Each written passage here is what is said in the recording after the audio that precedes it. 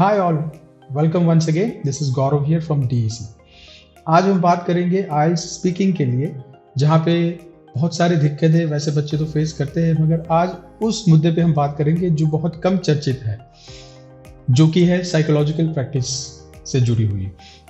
देखो, दो तरीके की प्रैक्टिस होती है। एक तो टेक्निकल प्रैक्टिस होती है, जहाँ पे हम चीज़ों को सीखते हैं प्राइमरी लेवल से, वर्डिंग्स, है ना, और धीरे धीरे हम लैंग्वेज को डेवलप करते हैं, सेंटेंस क्रिएट करते हैं, सीक्वेंस बनाते हैं। और दूसरे तरह की प्रैक्टिस होती है साइकोलॉजिकल प्रैक्टिस। तो दो तरह से जो प्रैक्टिस होती है, हम मानते हैं कि हर सिक्के के दो साइड होते हैं, दो पहलू होते हैं।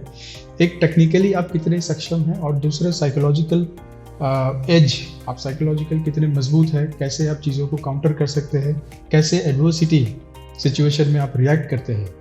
ये जो सारी चीज़ें वो एक साइकोलॉजिकल लेवल पे खेली जाती है। तो स्पीकिंग की बात करें, जहाँ पे बच्चे को एग्जामिनर के सामने खड़े रहना है और वहाँ पे उसको परफॉर्म करना है। शायद हो सकता है कि इससे पहले कभी बच्चे ने किसी के सामने बोला ना हो, मान ले पब्लिक स्पीकिंग है, वो कभी पार्टिसिपेट ना किया हो, या फिर किसी भी ग्रुप्स के अंदर बात करें तो कभी बहुत ही इंट्रोवर्ट रहे हैं। और हम तो ये मानते हैं कि आमतौर पे ये प्रॉब्लम हर बच्चे को होती है। जब भी एग्जामिनर, जब भी डेजिग्नेशन, जब भी आपके सामने कोई ऐसे कैंडिडेट होते हैं जो एक अच्छे ओहदे पे बैठा हुआ है या फिर अच्छी डेजिग्नेशन होल्ड करके बैठा हुआ है, आपको प्रेशर आना बनता है। क्या आप प्रिपेयर है प्रेशर वाली सिचुएशन में परफॉर्म करना? यही रीज़न है, हम मानते हैं कि कई सारे बच्चे जब एग्ज़ाम से बाहर निकलते हैं और बताते हैं कि सर टॉपिक तो बहुत ईजी था, बट पता नहीं क्या हुआ, अचानक ब्लैकआउट हो गया। तो बेसिकली वो रिकॉल नहीं कर पाए, रजिस्टर्स, बहुत सारी अंदर चीज़ें उन्होंने की है, बट सही टाइम पे दशहरा के दिन ही घोड़ा न दौड़ना, ये बहुत सारे लोगों के लिए प्रॉब्लम है। ये मैं एक्सेप्शनल नहीं बोलूँगा। तो आज मैं उस बच्चे के लिए बात नहीं कर रहा हूँ जो टेक्निकली ही प्रिपेयर्ड नहीं है। मैं उन बच्चों की बात कर रहा हूँ जो टेक्निकली प्रिपेयर्ड है, लैंग्वेज के रूप में उनको कोई इतनी प्रॉब्लम नहीं है, बट फिर भी उनके बैंड्स नहीं आते हैं, या फिर भी वो प्रेशर में चले जाते हैं बार बार। तो इस चीज़ के लिए आप क्या प्रैक्टिस करते हैं? मेरे ख्याल से बहुत कम लोग इस चीज़ को फोकस भी करते हैं। हम क्लासरूम में प्रैक्टिस करते हैं, ज़्यादा से ज़्यादा इसमें रोल प्ले करते हैं, टीचर जो है वो क्लासरूम में सबको बुलवाते हैं।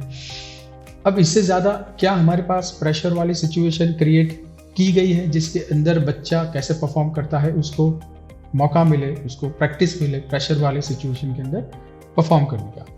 मेरे ख्याल से ये एक एंगल है जो मैं मानता हूँ कि अब हमें सोचना चाहिए, जो बच्चों को मौका दे कि आपको ये प्रेशर दिया गया है, आपके सामने एक कैंडिडेट है या फिर एक डेजिग्नेशन है, एक ऐसे पर्सन है जो सामने बिठाया गया है, और आपने जो प्रिपेयर किया है वो अब आप बोलेंगे।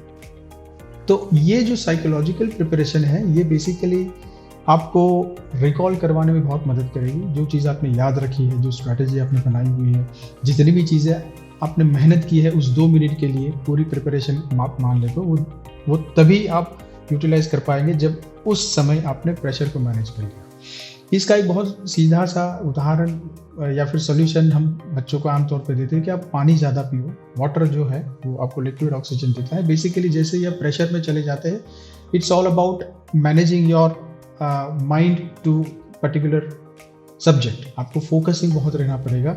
डिस्ट्रैक्शन तो होंगे ही होंगे, और जब प्रेशर में होंगे तो आपको कई तरह के विचार भी आएंगे।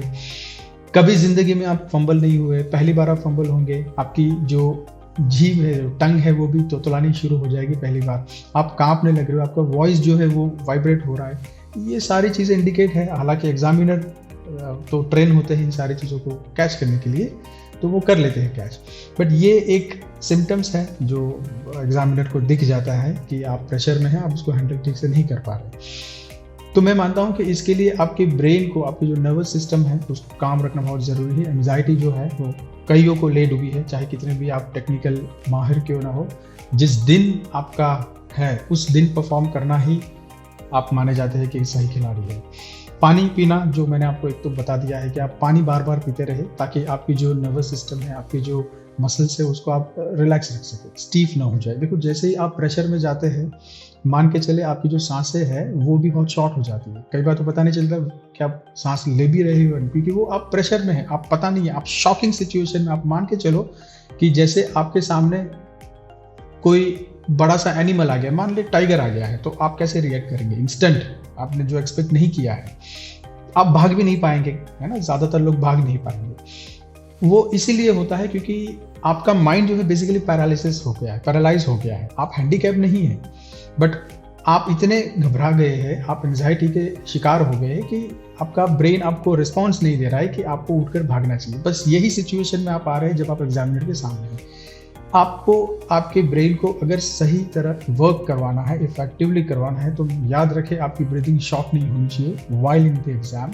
इसके लिए आप पानी का सहारा ले सकते हैं, आप डीप ब्रीदिंग का सहारा ले सकते हैं। डीप ब्रीदिंग मेडिटेशन, ये जो इनहेलिंग एंड एक्सहेलिंग प्रोसेस है, that is basically to boost the flow of oxygen to your brain, जिससे आपकी रिकॉलिंग सिस्टम है वो बहुत ही इफेक्टिव वर्क करे। तो मान ले आप एग्जाम के बीच में भी है और आपको लग रहा है कि चीज़ें बिगड़ रही है, आप थोड़े से कांप रहे हैं या फिर आपको याद नहीं आ रहा है कोई चीज़ें, अगर आप डीप ब्रेथ 2 बार भी ले लेंगे इन बिटवीन, तो मुझे लगता है कि बहुत रिलैक्स आपकी जो मसल्स है वो भी हो जाएंगे और आपका ब्रेन जो है, रिकॉलिंग जो है, आपका ब्लैक बॉक्स है, उसके अंदर से चीज़ों आपको जो है वो मिलनी शुरू हो जाएगी। तो 2 चीज़ मैंने अभी आपको बताया कि साइकोलॉजिकल प्रिपरेशन में, वैसे तो 3 बताई है। पहली तो ये बताई कि आप प्रेशर सिचुएशन में रहकर स्पीकिंग की प्रैक्टिस करें, जो हो सकता है क्लासरूम के बाहर किसी ऑफिस में भी हो, या फिर मान ले कि किसी बैंक के मैनेजर है, आप बैंक में जाकर भी प्रैक्टिस कर सकते हैं। ये डेजिग्नेशन है जहाँ पे आपको मौका दिया जाता है कि आप कुछ बोले, वहाँ पे प्रेशर है, क्या वहाँ पे परफॉर्म कर पा रहे, तो ये एक है। दूसरी चीज़ मैंने बताई कि पानी थोड़ा ज़्यादा रखें, लिक्विड ऑक्सीजन आपको जैसे मिलेगा ये ऐसे ही वर्कआउट करेगा जिससे आपका जो नॉर्मल जो ऑक्सीजन फ्लो ब्रेन को मिलता है। और तीसरा है डीप ब्रीदिंग करें। ये तो आप एग्ज़ाम के दिन भी कर सकते हैं। एग्ज़ाम के बाहर, जो हॉल के बाहर जो माहौल है उससे थोड़ा दूर रखिएगा, और जब भी आपको लग रहा है कि चीज़ें आपके दिमाग से बाहर जा रही है, आप मेंटली थोड़े डिरेल हो रहे हैं, डीप ब्रीदिंग 4-5 लेना शुरू कर दे and just close your eyes for couple of seconds, you will be back and आप जो आपने टेक्निकली प्रिपेयर किया है सही मौके पर आ जाएगा। तो मैं चाहता हूँ इन सारी टिप्स को थोड़ा सा ध्यान रखें। आप चाहे तो नोट्स भी कर ले, आप चाहे तो रिवाइज करके पॉज करके सारी वीडियोस जो आपको लगा है आप नोट करके रखें।